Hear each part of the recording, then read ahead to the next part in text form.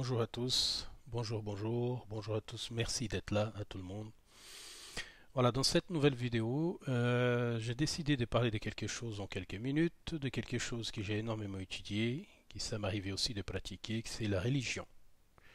Voilà, la religion et la spiritualité.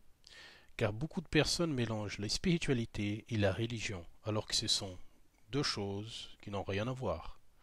Une, c'est la porte pour l'ouverture de l'autre.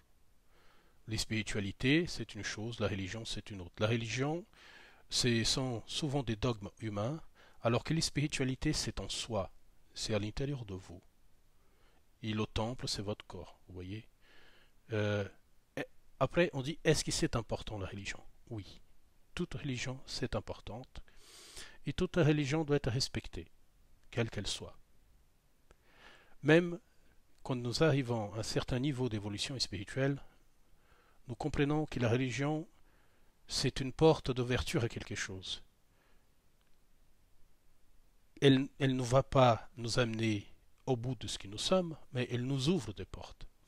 Alors la question, c'est le moment précis de passer à travers la religion et aller vers des recherches beaucoup plus intérieures, beaucoup plus profondes. Ça ne veut dire que les religions, c'est quelque chose de mauvais, non. C'est simplement que la religion, elle est importante pour un certain moment donné, et ensuite nous devons passer à une autre chose. En tout cas, ça c'est mon opinion personnelle. Mais certaines personnes ont besoin d'avoir, disons ainsi, une sorte de béquille. Hein, une béquille, bien évidemment, il faut avoir beaucoup de respect, mais c'est une béquille quand même.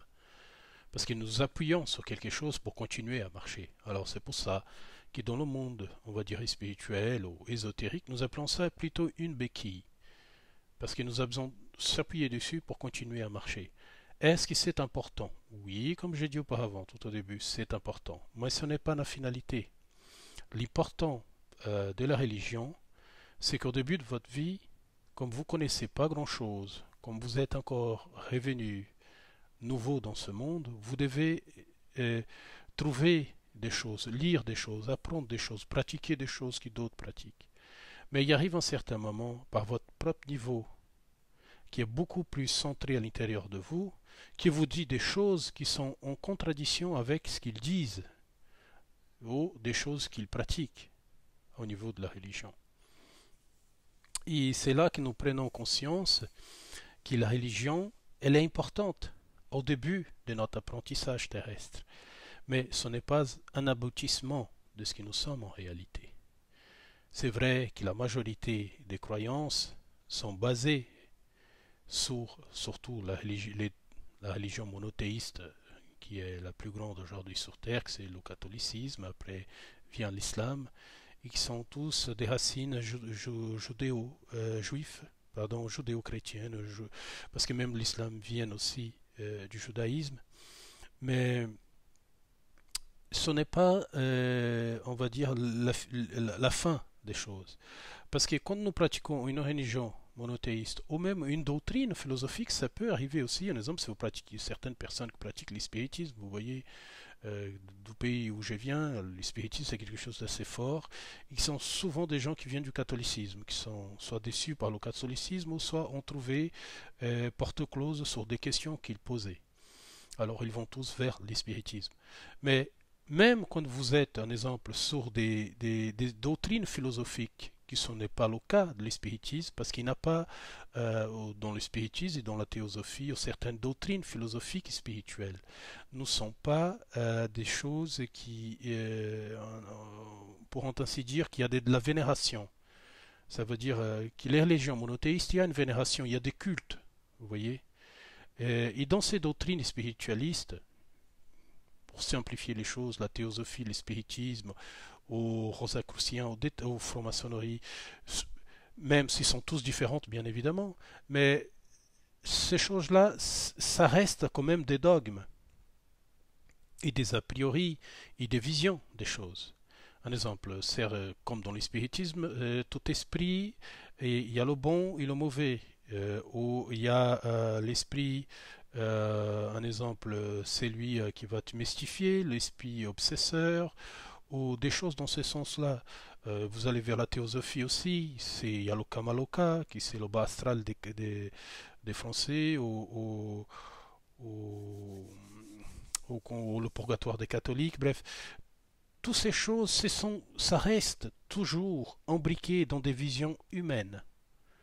Et quand vous sortez de toutes ces visions humaines, vous allez vers quelque chose d'autre. Vous allez vers les spiritualités profondes. Ça veut dire développement de ton être spirituel, celui qui est à l'intérieur de soi, pas celui que les autres, avec leurs dogmes et avec leur vision, essayent de vous inculquer. La question, c'est de comprendre, c'est qui suis-je, qui je suis, à quoi servent certaines choses, à quoi servent ces dogmes et ces visions. C'est la question, c'est ça l'important de la religion, qui est très divisée par rapport à la spiritualité, par rapport à mes études, mais tout ça, ce n'est que mes opinions, par rapport à ma vision, à mes conversations, à mon spiritualité personnelle, à mon animisme personnel, ce qui vient de moi-même. Et je peux vous expliquer que ce sont deux choses complètement différentes. Et l'être qui est à l'intérieur est très différent des dogmes, non seulement religieux, mais aussi de la spiritualité que parfois je développe moi-même. Ça veut dire que la recherche intérieure, c'est quelque chose d'extrêmement important dans le développement de soi. Qui sans ce développement de soi, vous ne pourrez pas chercher la vraie spiritualité, celle qui est l'être qui est à l'intérieur. Ça veut dire qu'il n'est pas lié ni à des dogmes, ni à des visions, ni à des croyances. L'être qui est à l'intérieur, il est accompli dans un seul même ensemble. Et quand vous devenez dans un certain niveau, disons ainsi, qui est loin de la religion et qui est aussi d'espace les spiritualités, c'est plutôt de devenir observateur non seulement de sa propre spiritualité charnelle sur terre, mais aussi de celle des autres et des visions qui ont été données par d'autres avant vous. Même si, comme moi, certaines personnes croient à la réincarnation, même si certaines personnes viennent, on est venu, certains d'entre nous ont déjà passé plusieurs fois, mais en fait, l'expérience, c'est d'évoluer l'être qui est à l'intérieur de soi. Sans cette évolution, vous serez toujours, comme on dit dans certaines religions, des moutons ou des chèvres, vous voyez? Parce qu'il y a les deux, hein? Il y a les moutons, il y a les chèvres. Alors, je pense que la solution idéale pour un vrai développement de soi, c'est la personne séparer les choses. La spiritualité, c'est une chose, la religion, c'est une autre chose. La religion, c'est une porte d'ouverture, des connaissances de l'esprit. Et une fois que l'esprit a pris connaissance de tout cet environnement, l'esprit commence à lui-même devenir observateur de son apprentissage et de tout ce qui l'entoure pour ensuite, après, avoir une vraie découverte. Certains pourront appeler ça l'illumination, d'autres pourront dire que nous avons touché à ce but-là sur terre, certains comme Siddhartha Gautama, le maître Jésus-Christ, Yeshua. Bref, ça varie des êtres, mais c'est quand l'être devient observateur de tout mouvement, de toute chose, et qui un dogme religieux, qui est un dogme spirituel, et quelle qu'elle soit, toutes ces autres choses qui flottent autour de vous, ce ne sont, en fait, vous devez apprendre à être juste observateur de tout ça. Alors, c'est pour ça que je vous explique que nous sommes très loin de la religion, des dogmes répétitifs, des visions répétitives de l'existence, la dualité permanente, que l'être est toujours dominé par la dualité, le bien et le mal, croire en permanence que tout est bien ou que tout est mauvais. Moi, je vous propose quelque chose. Allez vers votre spiritualité. Comprendre d'abord ce qui est l'esprit. Et pour comprendre ce qui est l'esprit, vous devez être ouvert à toute information, à toute donnée. Et ensuite que vous avez absorbé toute donnée et toute information, vous devez aller vers quelque chose de beaucoup plus loin. Ça veut dire devenir observateur de l'ensemble des choses. Je peux vous dire qu'il y en a encore d'autres paliers qui sont encore beaucoup plus loin de ce que c'est lui qui, moi, j'ai déjà pratiqué moi-même. Mais ce que je peux vous confirmer, hein, dans ma courte expérience, on va dire ésotérique, et spirituelle et religieuse, c'est que les dogmes religieux sont importants au début d'un développement. Comme l'esprit en soi, il est important au moment que vous commencez à le connaître et s'ouvrir à toute autre religion, non qu'elle soit la sienne et toute autre philosophie. Une fois que vous avez fait le tour, vous allez vers quelque chose d'autre, vers l'observation du tout. Vous voyez? Pour ensuite aller, pourquoi pas, vers l'apaisement de soi. Ça veut dire comprendre que toutes ces choses qui sont là, ce n'est pas vous. Ce sont des émanations mentales d'autres, qui certains irradient encore notre monde avec ses pensées, par des livres, par des vidéos, par des idées.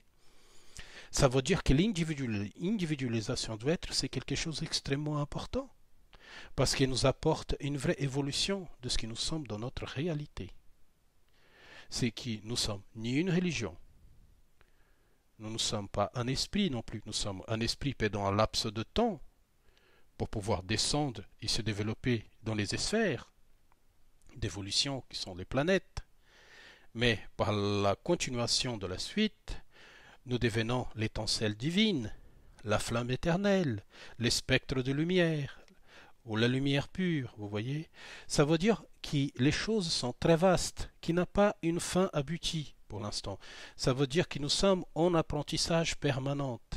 Alors, si vous vous bloquez dès la première arrivée, ça veut dire au pied de la porte de la connaissance de soi, et que vous restiez bloqué là, vous ne pourrez pas voir toutes les choses qui suivent par la suite.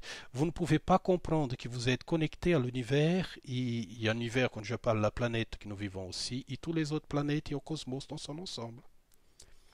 Et que nous pouvons accéder à tout, soit par le biais d'une sortie corporelle, de notre sortie astrale, mais aussi par notre sortie mentale, l'expansion de la conscience, la projection mentale, vous voyez. Ça veut dire que nous pouvons tout entendre, tout écouter. Ça veut dire que les choses sont beaucoup, beaucoup plus vastes. Alors, nous devons faire très attention et prendre avec beaucoup de respect ceux qui sont en train de débuter, ceux qui continuent encore là, même si certains viennent à plusieurs fois, mais nous devons toujours respecter ceux qui commencent. Parce que l'important, c'est de commencer. Et un jour ou l'autre, parce que c'est la loi universelle de l'évolution, d'action et action, nous arrivons tous au même but, celui de comprendre que l'amour est la source de tout. Voilà. Je vous embrasse tous. Hein. Je vous embrasse très très fort. Et allez, courage à tous. Hein. À bientôt.